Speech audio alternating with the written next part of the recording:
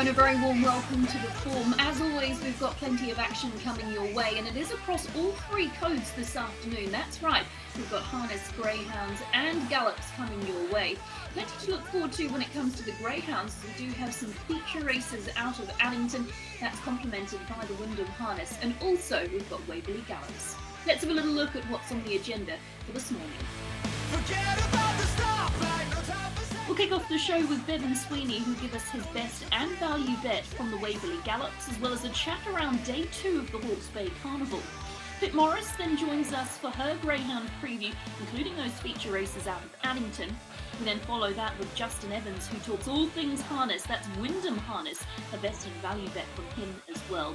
And then to wrap up the show, we go out to the field, Aidan Rodley at Trackwork, catching up with Stephen Marsh and Robert Wellwood ahead of a big weekend of racing. All of that concluded with the best bets.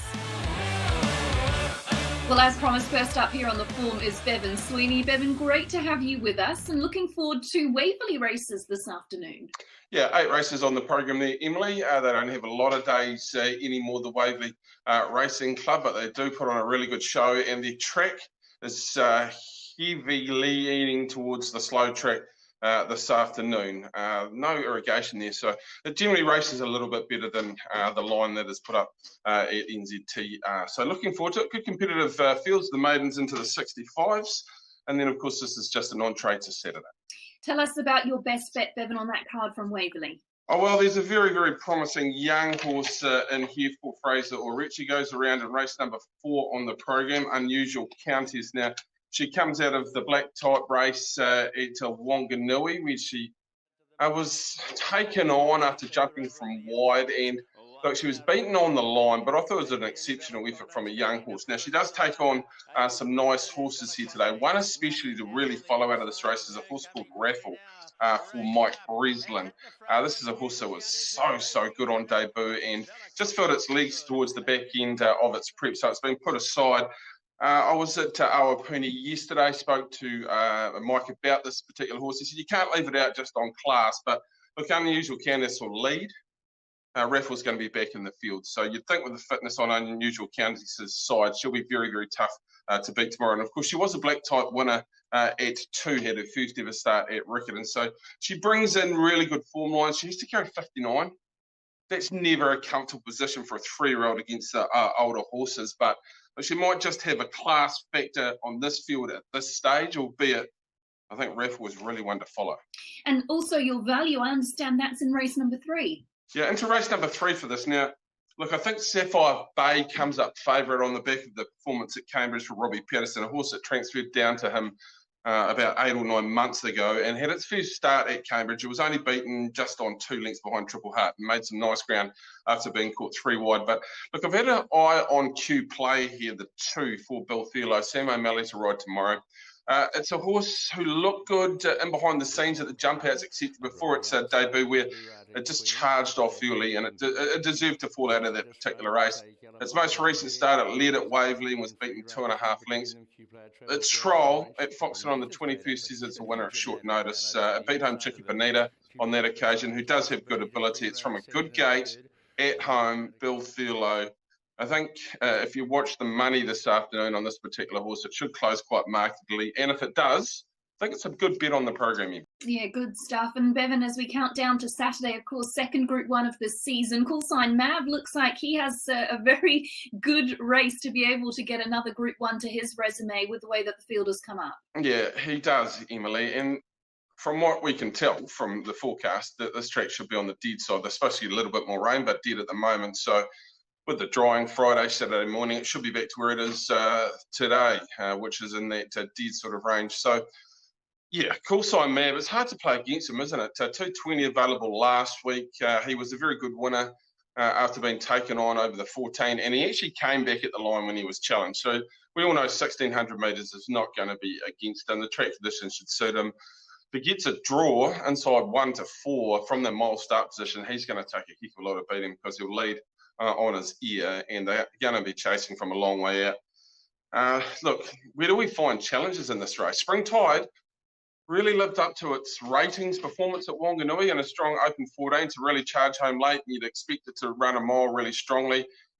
as the track conditions get firmer and firmer for Spring Tide, probably it takes a little bit of its ability away from it. I think it's got a sweet spot in that slow 8, slow 9 sort of range where it can really quicken up. It's not going to be the strongest field, Emily, that we've ever seen in the Group 1 on Saturday, and we've just seen the Auckland Cup downgraded from its present level into Group 2 level, I understand. And look, they're going to be under a bit of pressure if we can't just hold some of these better horses through the spring and the next couple of seasons to run in these Group 1s, because look, there's not a lot of quality in it, is there? You've got Coolside Mav favourite, who is a Group 1 winner, and then Chrissy Banbury's horse Spring Tide, who really hasn't stepped up into really strong company. So it's a bit of a watch and see, but it's also a bit of a concern that all our really top liners have headed off to Australia, and a lot of good horses. Yes, Kettle are sick they're through the week, I understand, so not running. And there's others not there at the present moment, clearly, but yeah, just lacking a little bit of depth, I think, Em. Yeah, I'd have to agree with you there, Bevan. And I thought the Central Districts was well represented in that Hawke's Bay Guineas too. Yeah, absolutely. Look, the Central Districts, as you know, had a great day on day number 1. Not really sure why, Emily, because a lot of these horses have been going around on wet track conditions through the Central Districts and had been performing on those. Maybe that was just the edge they had on that track conditions day number 1. Maybe as conditions continue to improve, we'll see the Northerners come right into it. And we know Te Akau will flush back. There's no doubt about that. Their quality is very, very strong.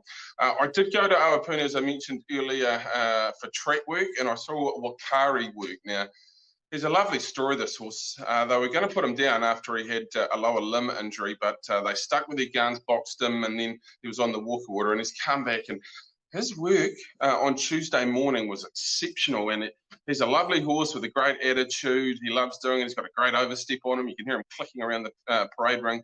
He's not very big, but he showed great attitude. And look, he could back it up on Saturday. He's the sort of horse I think is going to continue on. He's a day-to-day prospect, and they hope to get to the Guineas, and I hope they do too if he can hold together. So, yeah. So he will have a great hand. Wakari, I think, the top liner of them, and he seems to have gone on with the job since day number 1.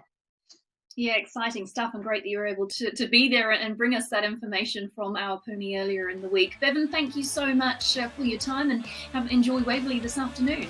Oh, we will do.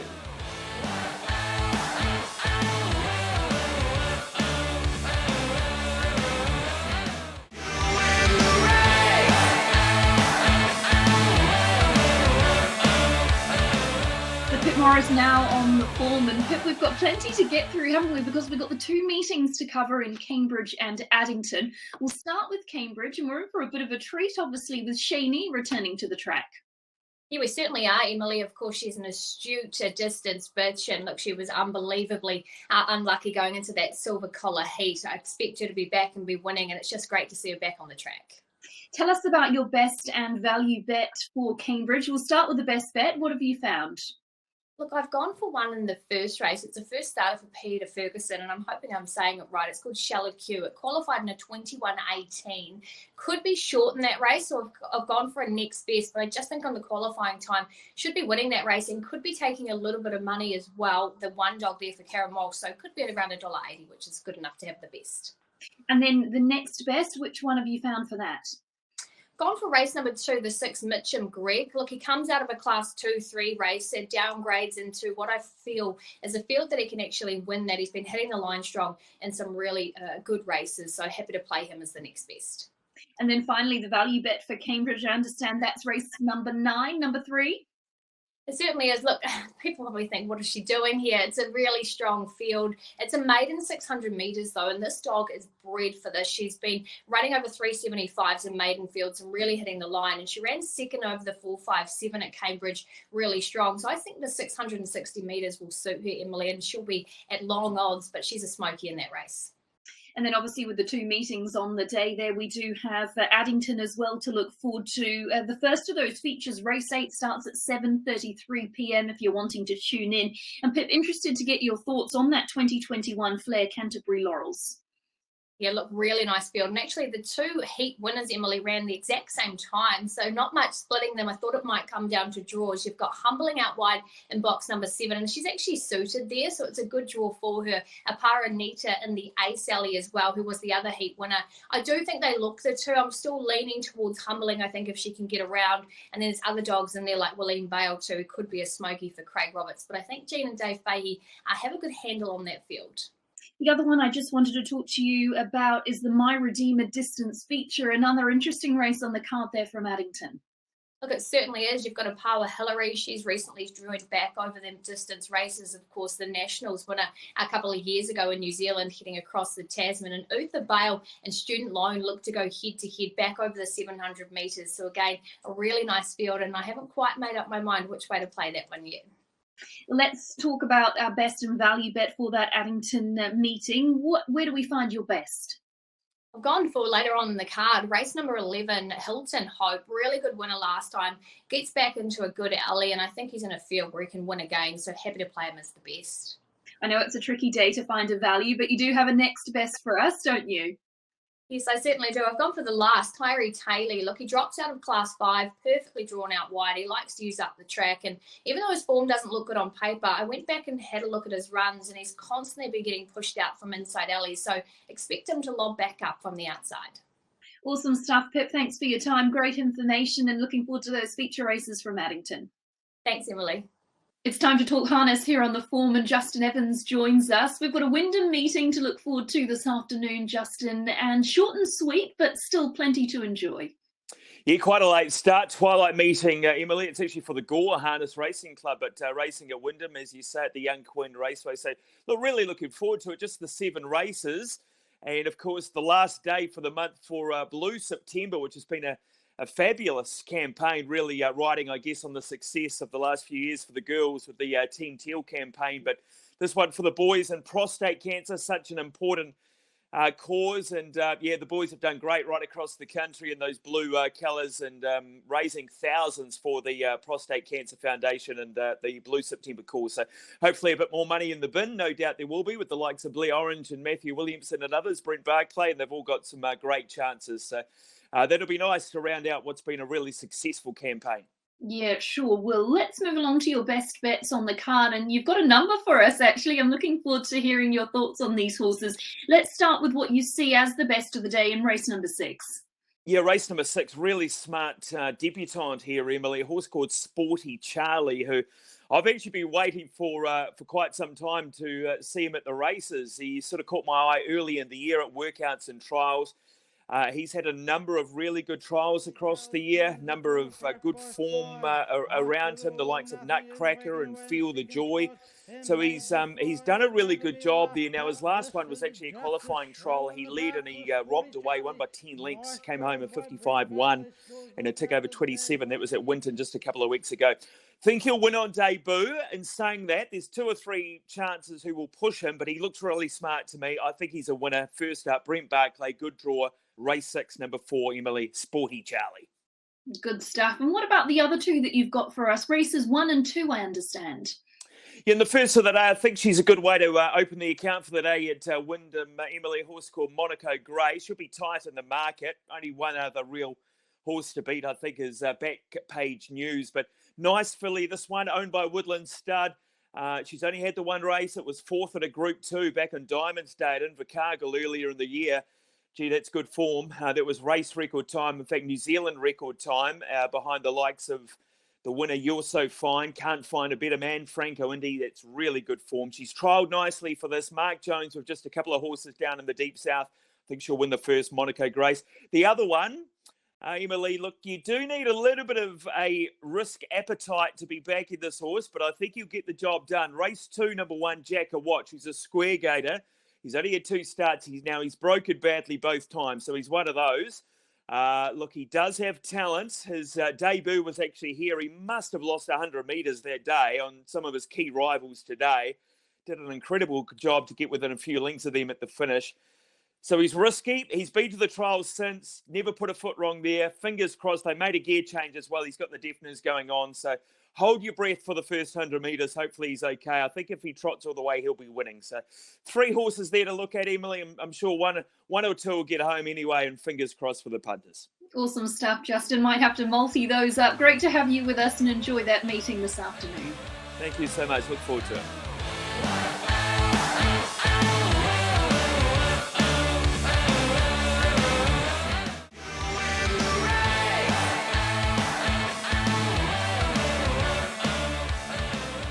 Well, as promised, it's time to head out and about now. Danny Hunter and Aidan Rodley were at track work on Tuesday morning, caught up with Stephen Marsh and Robert Wellwood ahead of a big weekend of racing. Robert, and behind you is Western Springs, who goes to the Hawke's Bay Guineas this weekend. Just tell us about how forward he is for this assignment. Yeah, look, originally we didn't intend heading to the Guineas, and especially not first up. We're hoping to get down to Riccarton, but we're probably going to go through the handicaps and sort of miss these 3-year-old races. But the way it's worked out with weather and things, Han's been forced to head down to the Guineas. He's never run over 1400, but he's certainly ready to run a bold race. Okay, he showed plenty of promise last year and ran a really good race in the Karaka Million. How's he come up this preparation? Yeah, absolutely. He never looked like a 2-year-old, so I think anything he did last year was just a bit of a bonus.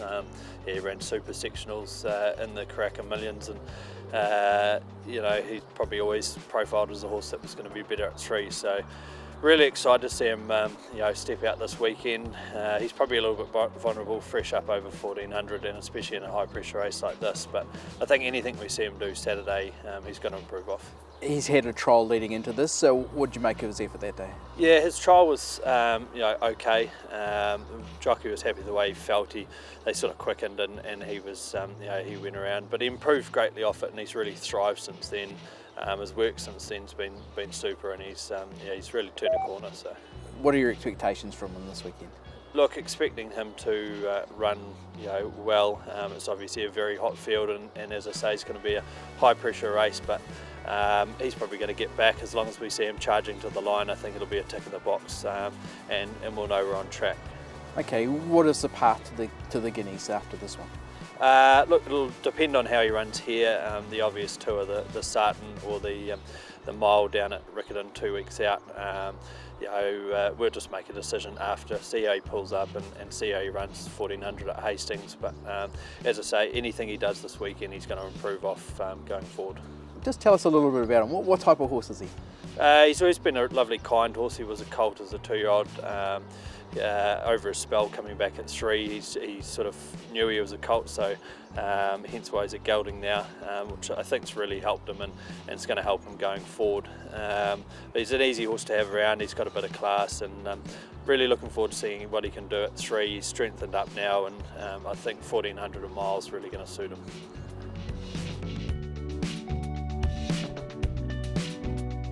Stephen Perrina goes to the Windsor Park Plate this weekend. How happy are we with her? Really happy with her. She worked over 1200 in company this morning. I thought her work was good. She's really set for the Livermore. I think she'll go well on Saturday, but I think you're going to see a lot better horse again in the Livermore. What did you make of her first up run?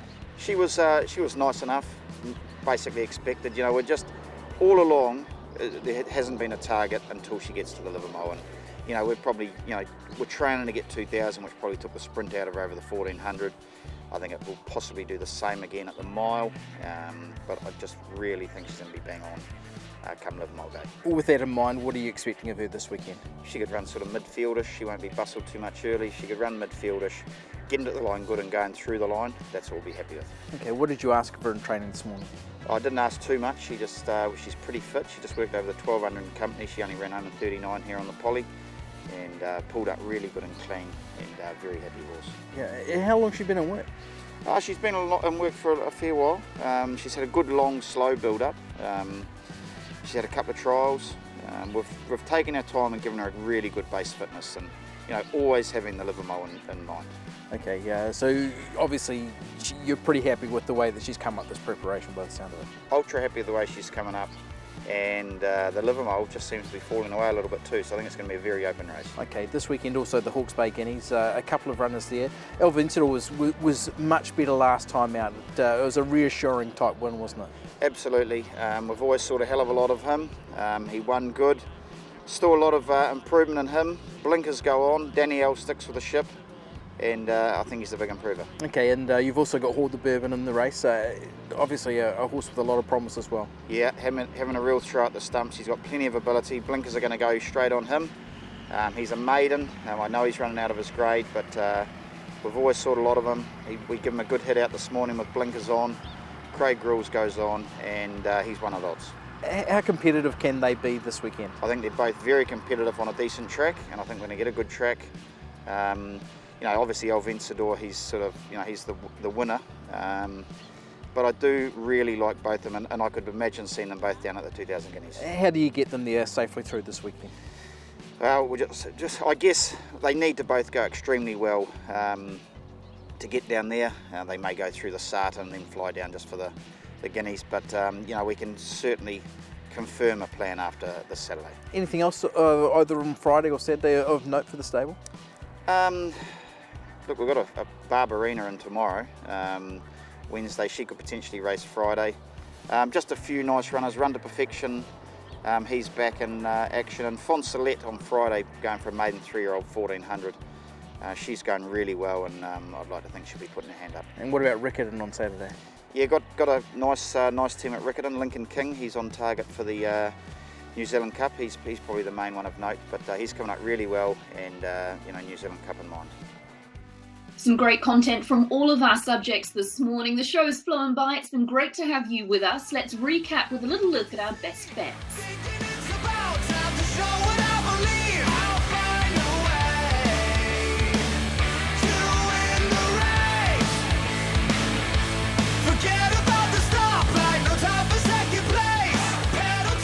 Well, hopefully you've managed to note down all of those best bets. And as always, head to tab.co.nz if you're looking for more information.